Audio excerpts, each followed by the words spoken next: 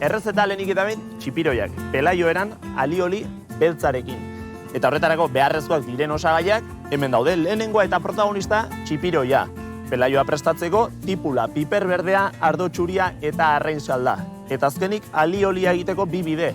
Maionesa bat prestatu eta tinta, batxuri beltza eta regaliza gehitzea edo zuzenean osagai hauek hartu eta olioarekin krematzea. Begira, garbitzeko luma txibatuko digu, luma non dagoen, azpitikan behatza sartu kontu handiz eta haragiak bitan egin separatu. Kontuz, tira egin eta txipiaren barruak hemen daude.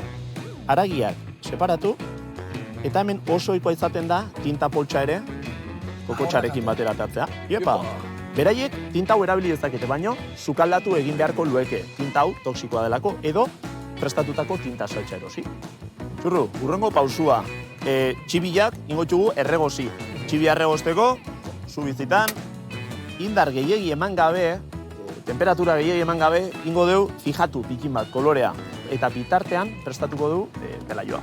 Tipula eta pipar berdea txikituko ditugu. Eta olio pikin batekin zu ertain bizitan erregozi ondoren, ardo txuri pixkat eta arrai salda pixkat gehituta, emaitza honako hau da. Pelaio zoragarri bat. Eta orain, txibiak betetza besterik ez da falta, eta hemen ingo duguna kontu handiz, gure erroak eta kokotxa hartu eta pazientzi pixkatekin barrura sartu. Eta azkeneko puntu bat emateko gure pelaio pikin bat ere barrura. Eta honingo duguna, txipiroi hau, gure pelaioarekin, zartai berean, berotu. Eta berotzen den bitartean, aliolia prestatuko dugu. Beti horretarako, batxuri beltz hortz 3, regaliza pusketa txikitxo bat, ez gehiegi, hau potentea baita, hoi ez du harrapatu seguru. Hori ez da harrapatu, nimpa. Dios. Oso zaila. Eta tinta pikin bat kolore pixkatu egitzeko. Olio pikin bat, eta modu tradizionalean, akrematzen hasiko gara, pazientziakin. Ze emaitza lortu arte? Horrelako emaitza bat lortu arte. Ze alioli ederra.